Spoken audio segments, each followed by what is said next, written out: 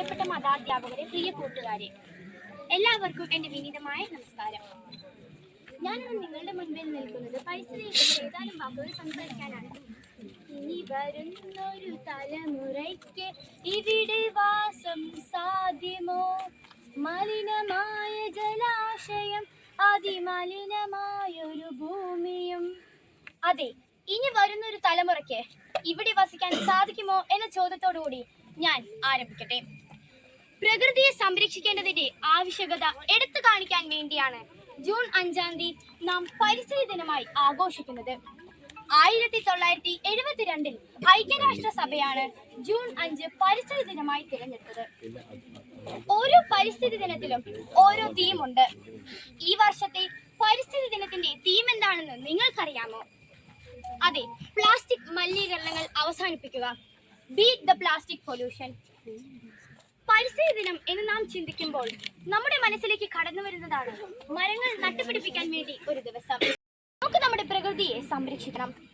നമ്മൾ പ്രകൃതിയുടെ ചൂഷകരല്ല, സംരക്ഷകരാണ്. നമ്മുടെ നിലനിൽപ്പിന് വേണ്ടി നമുക്ക് പ്രകൃതിയെ സംരക്ഷിക്കാം.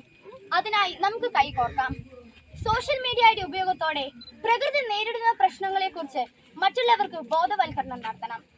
അതുകൂടാതെ തന്നെ കുട്ടികൾക്കും യുവജനങ്ങൾക്കും ബോധവൽക്കരണ ക്ലാസുകൾ നടത്തി ധാരാളം മരങ്ങൾ നട്ടുപിടിപ്പിക്കണം. ഇങ്ങനെ നമുക്ക് ഒന്നിച്ചു നിന്ന് നമ്മുടെ പ്രകൃതിയെ സംരക്ഷിക്കാം. ഒരു ഭൂമി, ഒരു പ്രകൃതി, ഒരു ജീവൻ. അത് ജീവിക്കാനുള്ളതാണ്. നശിപ്പിക്കരുത്, പാഴാക്കരുത്, സംരക്ഷിക്കുക. ഒരു തൈ നടാം നമുക്ക് മക്കൾക്കു വേണ്ടി, ഒരു തൈ നടാം 100 കിളികൾക്കു വേണ്ടി, ഒരു തൈ നടാം നല്ല നാളേക്കു വേണ്ടി.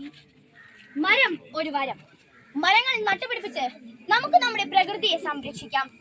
ഒരു തൈ നടാം നമുക്കമ്മയ്ക്കു വേണ്ടി, ഒരു തൈ നടാം കൊച്ചുമക്കൾക്ക് വേണ്ടി, ഒരു തൈ നടാം 100 കിളികൾക്കു വേണ്ടി, ഒരു തൈ നടാം നല്ല നാളേക്കു വേണ്ടി.